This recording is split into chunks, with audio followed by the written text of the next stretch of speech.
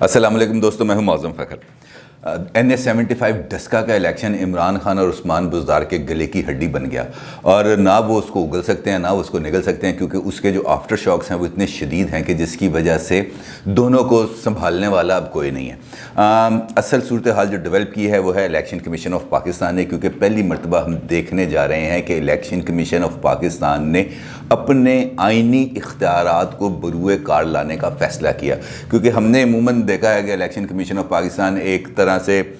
موم کی ناک بن جاتی ہے، جو طاقتور جب چاہے جہاں چاہے اس کو موڑ لیتا ہے، لیکن یہ پہلی مرتبہ ہونے جا رہا ہے، اور یہ عمران خان کے گلے کی ہڈی اس وجہ سے بننے جا رہا ہے عثمان بزدار کی، کیونکہ الیکشن کمیشن نے NA-75 ڈسکا میں ہونے والی بد انتظامی کا سخت ترین نوٹس لیتے ہوئے سخت ترین کارروائی کا فیصلہ کیا۔ اور یہ بھی میں آپ کو بتاتا چلوں کہ الیکشن کمیشن کے پاس اتنے آئینی اختیارات موجود ہیں جس کے تحت اگر وہ اپنے ان اختیارات کو بروئے کار لائے تو وہ کسی بھی افسر اور کسی بھی شخصیت کے خلاف سخت کارروائی کر سکتا ہے۔ اور اسی تناظر کے اندر جب الیکشن کمیشن آف پاکستان کے پاس تمام رپورٹس آ گئیں، جس میں RO کی رپورٹ، DRO کی رپورٹ، اور ان کے اپنا چونکہ چیف الیکشن کمشنر کو خود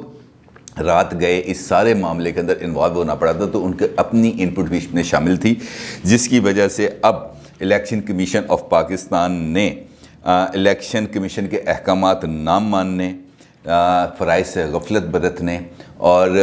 مکمل طور پر الیکشن کمیشن کے احکامات کو بالکل سیٹ اسائیڈ کرنے پر chief secretary Punjab Jawad Rafiq Malik, IG Punjab Inam Ghani, commissioner Gujranwala division, deputy commissioner Sialkot, DPO Sialkot سمیت دیگر افسران کے خلاف سخت کارروائی کا فیصلہ کیا۔ اور اب ان افسران کے خلاف کارروائی کے لیے الیکشن کمیشن متعلقہ حکومتوں کو لکھے گا کہ ان افراد نے براہ راست الیکشن کمیشن کا احکامات نہ مان کر جو ہے وہ اپنے فرائض سے غفلت کی ہے، اور جس کی بنا پر ان کے خلاف کارروائی کی جائے، اور ان کے خلاف کارروائی ہوگی، جس کی وجہ سے ایک مرتبہ پھر پنجاب کے اندر اب چیف سیکرٹری اور IG پنجاب کے تبادلے اور کے امکانات پیدا ہوتے چلے جا رہے ہیں۔ دوسری جانب آج الیکشن کمیشن نے NA-75 کے حوالے سے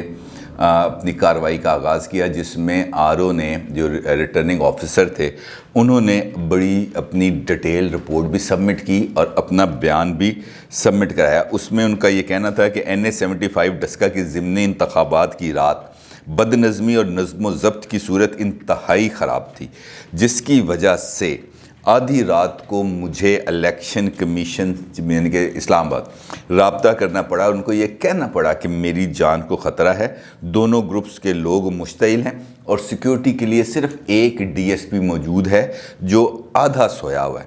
RO کے خدشے پر الیکشن کمیشن نے پہلے پنجاب کے اعلیٰ افسروں سے رابطے کی کوشش کی، لیکن جب کسی نے بات نہ سنی تو پھر چیف الیکشن کمیشن نے وفاق کے ایک اعلیٰ افسر سے رابطہ کیا اور انہیں فوراً رینجرز موقع پر یعنی کہ RO کے آفس میں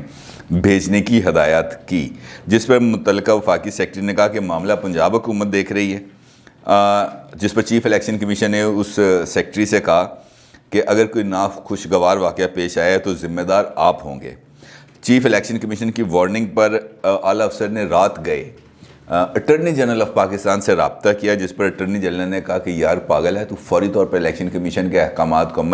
اس پر عمل درآمد کرو، کیونکہ الیکشن کمیشن کے پولنگ والے دن اور اس ایریا کے اندر ان کے احکامات سب پر لاگو ہوتے ہیں، جس پر اس وفاقی سیکرٹری نے از خود پھر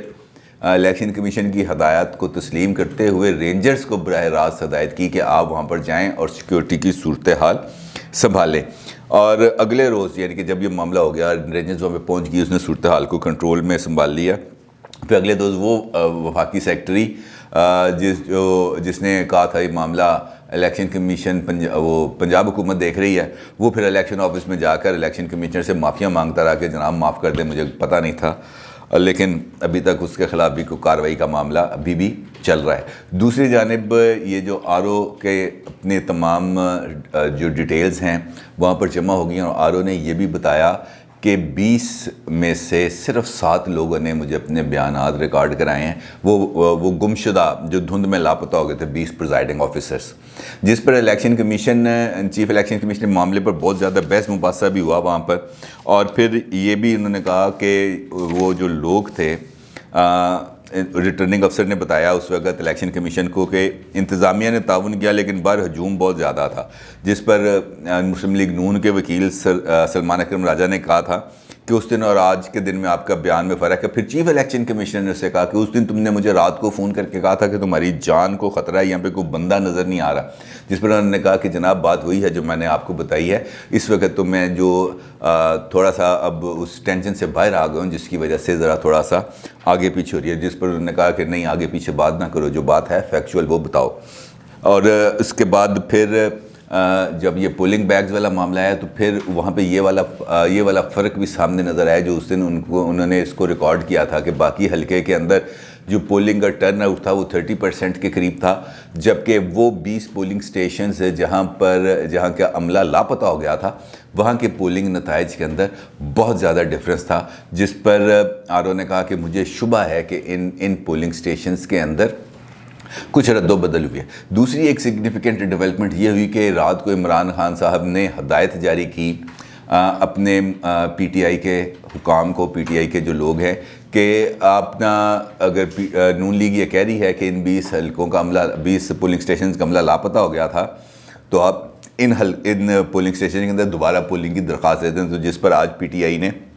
علی اسد ملی نے یہ والی درخواست بھی دے دی، لیکن اس درخواست کا بھی اس وجہ سے کوئی فیصلہ نہیں ہو سکا کہ اب مسلم لیگ نون کا مطالبہ ہے کہ پورے حلقے کے اندر اثر نو الیکشن کرایا جائے، اور الیکشن کمیشن کی آج کی سماعت سے بھی کچھ ایسا ہی تاثر مل رہا ہے کہ الیکشن کمیشن بھی ایسا ہی کچھ کرنے جا رہی ہے۔ اب ہم معاملے اس کی طرف آتے ہیں جو ہے ہمارا ٹاپک ہے، یہ گلے کی ہڈی اب کس طرح بن چکا ہے عمران خان اور عثمان بزدار کے لیے۔ عمران خان کے لیے تو میں نے آپ کو بتا دیا کہ گلے کی ہڈی اس وجہ سے ہے کہ عمران خان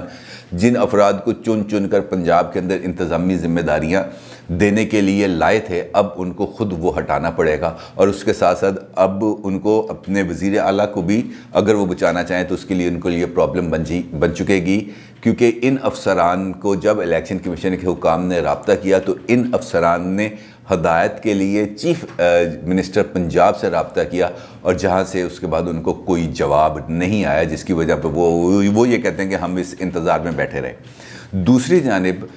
جو صورتحال ہے جو مجھے بتائی ہے مختلف لوگوں نے، اس میں یہ ہے کہ چیف منسٹر نے نہ خود انفیکٹ ہیرو گیری کرنے کی کوشش کی، وہ ہیرو بننا چاہ رہے تھے عمران خان کی نظروں کے سامنے کہ دیکھیں جی میں نے آپ کو بتائے بغیر سنگل ہینڈڈلی یہ ساری سچویشن کو کور کیا، اور میں ہیرو بن کے اس میں سے باہر نکلوں گا جب میں یہ کہوں گا کہ میں نے ڈسکا کا الیکشن میری قیادت کے اندر لوگوں نے جیت لیا، اور اس کے لیے انہوں نے ہر حربہ اپنانے کی کوشش کی، جس کے اندر آئی بی اور اسپیشل برانچ کا استعمال بھی شامل تھا، لیکن یہ استعمال ان کے گلے کی ہڈی بن چکا ہے، کیونکہ اس پر عمران خان نے بھی ان پر سخت تنقید بھی کی اور سخت سرزنش بھی کی ہے، اور انہوں نے کہا کہ یار یہ معاملات کو ہینڈل کرنے کا کون سا طریقہ کار ہے، اور عمران خان کے سامنے پھر ایک مرتبہ عثمان بزدار کی اہلیت پر ایک بہت بڑا سوالیہ نشان لگ چکا ہے۔ اور اس ساری صورتحال کے اندر جب اسلام آباد کے اندر کل ایک اجلاس ہوا تھا جہاں پر عمران خان نے قیادت سربراہی کی تھی، اور وہاں پر چیف منسٹر پنجاب اور پنجاب کے دیگر لوگ جن میں فواد چودھری، فردوس عاشقوان اور دیگر ان کے پارٹی کے لوگ شامل تھے وہ موجود تھے۔ اس میں عمران خان نے اس سارے سچویشن کو مس ہینڈل کرنے پر چیف منسٹر عثمان بزدار کی برے طریقے سے کلاس لی تھی، اور اس برے طریقے سے کلاس لی تھی کہ وہ کہنے والے بتاتے ہیں کہ ان کے کان لال ہو گئے تھے۔ تو اب عمران خان نے کہا کہ اس معاملے کو میں نہیں چھوڑوں گا، اور انہوں نے ایک انٹرنل انکوائری کا آرڈر دے دیا ہے عثمان بزدار، فردوس عاشقوان اور فواد چودھری کے خلاف۔ اب یہ بعد میں کس حد تک اس میں انٹرنل انکوائری محض ایک آئی واش ہے یا واقعتاً اس پہ کوئی فیصلہ وہ کرنے جا رہے ہیں، کیونکہ آپ کو یاد ہے کہ جو فیڈرل کیبنٹ کا اجلاس ہوا تھا وہاں پر طارق بشیر چیمہ نے ایک بات کی تھی عمران خان کو، انہوں نے کہا تھا کہ آپ معاملات کو سیریس نہیں لے رہے، یہ معاملات خاص سے سیریس ہوتے چلے جا رہے ہیں، اور ان کا یہ اشارہ تھا کہ آپ فوری طور پر جو لاہور کے چودھری برادران ہیں ان سے رابطہ کریں، کیونکہ یہی آپ کو اس سچویشن سے نکال سکتے ہیں، جس پر ان کا کوئی فون پہ رابطہ شابطہ بھی ہوا تھا، لیکن وہ جو چاہ رہے ہیں چودھری وہ ابھی تک ان کو نہیں مل پا رہا۔ لیکن اب جس قسم کی صورتحال کے اندر، جس